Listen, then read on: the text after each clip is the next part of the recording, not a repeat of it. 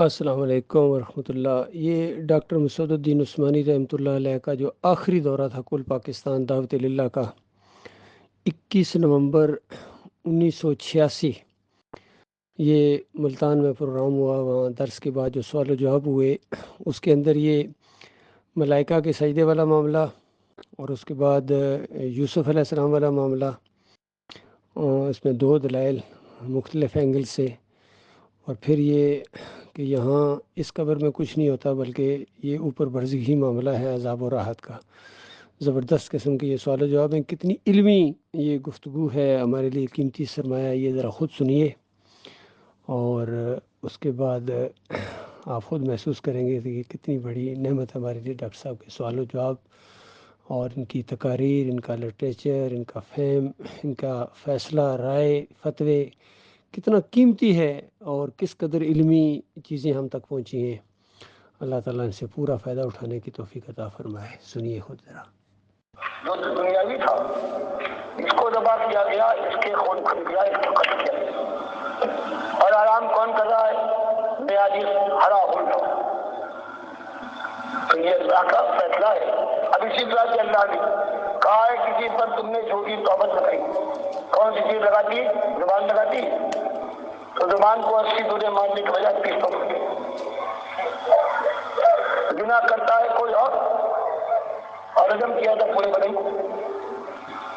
حضرات قرآن حدیث کی بات اور ہے، اس کو قیاس نہ کیجیے اپنے ذہن و خیال کو، ذرا سنبھال کر رکھیے۔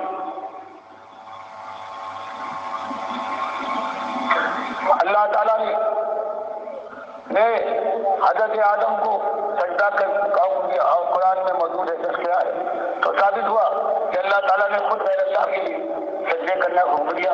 تو آپ اللہ پر وقفہ لگا کر اور خوشیاں منائیے۔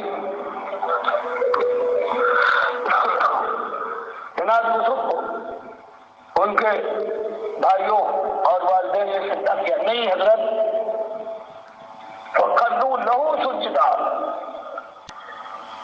کہ اللہ نے جو رحمت فرمائی اس خاندان پر تو سب خرو یہ گر پڑے لہو کی ضمیر اللہ کے لیے، اللہ کے لیے سجدے میں۔ اور جن کا ایمان صحیح نہیں ہے وہ کہتے ہیں کہ ہم کو بھی ہماری شادی سجدہ کرے، اس کے لیے تفسیر یہ کر دیتے ہیں کہ حضرت یوسف کو سجدہ کرے۔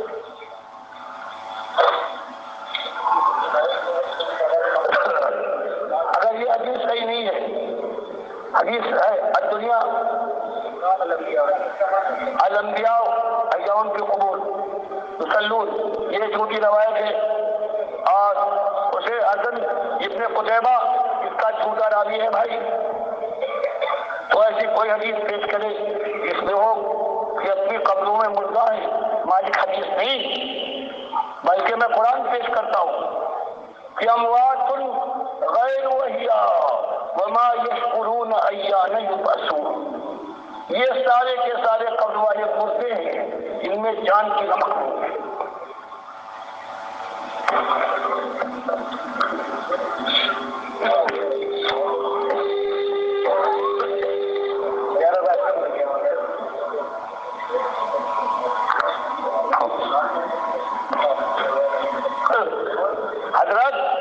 حضرت یہی ہوتا ہے جیسے دیکھا کہ موٹی گاؤں کو دبلی گائیں کھائے جا رہی ہیں، سمجھے آپ؟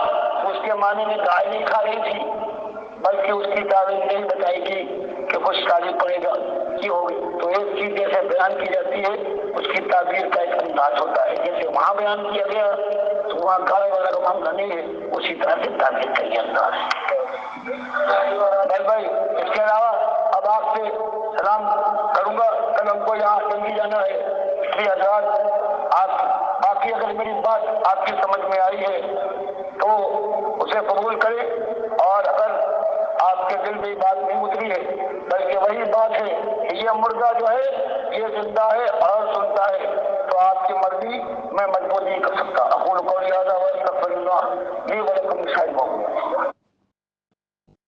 دیکھیے بھائیو، کتنی علمی چیزیں ہم تک پہنچی ہیں کہ پہلی بات تو یہ ہے کہ وہ جو ملائکہ کا سجدہ والا معاملہ ہے وہاں اللہ کا حکم موجود ہے، اب اگر کوئی یہ کہے کہ یہ تو شرک ہو جائے گا، یہ اس طرح کی باتیں کہیں، تو ڈاکٹر صاحب کہتے ہیں پھر لگاؤ فتویٰ اللہ کے اوپر اور خوشیاں مناؤ۔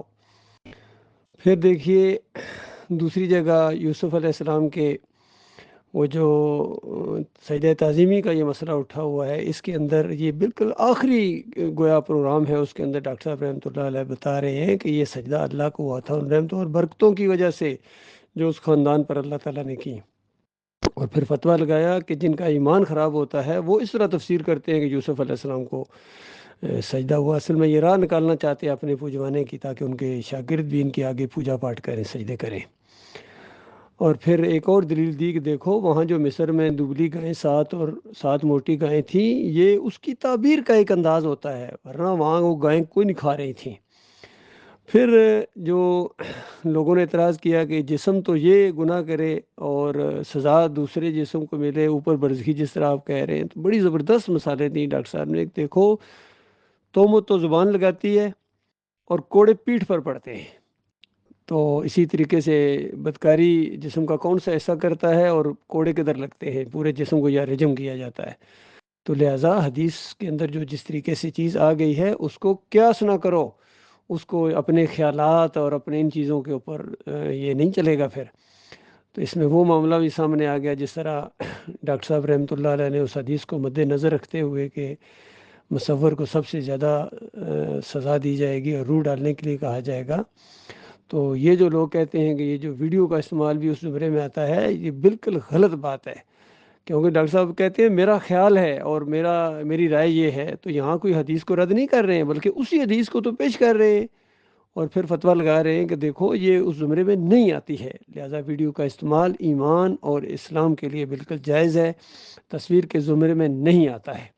تو کہنے کا مقصد یہ ہے کہ دیکھیے ڈاکٹر صاحب کی یہ ساری علمی گفتگو ہے، ہمیں اس سے پورا فائدہ اٹھانا چاہیے اور اس سے آگے نہ بڑھیں۔ یہ اللہ تعالیٰ کی رحمت اور شفقت کی وجہ سے یہ دعوت اٹھی ہے ڈاکٹر مسعود الدین عثمانی رحمۃ اللہ علیہ کے ذریعے، اور اس پر لوگ اکٹھے ہوئے ہیں، باقی لوگ چھوڑتے بھی گئے، کتنے دیکھیے ایسے لوگ تھے بڑی بڑی امیدیں بھی ان سے وابستہ تھیں، وہ بھی چھوڑ کے چلے گئے۔ تو چھوڑنے سے کیا ہوتا ہے، یہ تو اپنی اپنی قسمت اپنے اپنے نصیب کی بات ہے۔ اور علم آنے کے بعد جن لوگوں نے تفرقہ کیا ہے، پہلی قوموں کی مثالیں، اب تو آخری امت کے لوگوں اس سے سبق نہیں سیکھو گے۔ علم آنے کے بعد جن لوگوں نے تفرقے کی ہیں، آپس میں ضد بازیوں کی وجہ سے گروپ بندیاں کی ہیں، ان کے لیے اللہ تعالیٰ نے بڑے سخت الفاظ استعمال کیے ہیں، بڑا سخت عذاب ہوگا۔ لہذا یہ چیزیں مت دہراؤ اور دھیرے دھیرے چلو، ایمان عقیدے کی بات اب سمجھ میں آ گئی ہے، اسی کو لے کر آگے بڑھو، ساتھ دو اس کا۔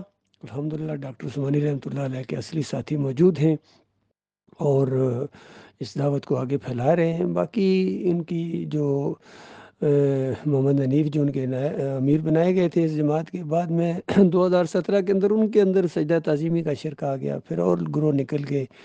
تو ان کی کوئی پرواہ نہ کریں، ہم بالکل ایمان خالص کے اوپر ہیں اور توحید کے اوپر ہیں، الحمدللہ۔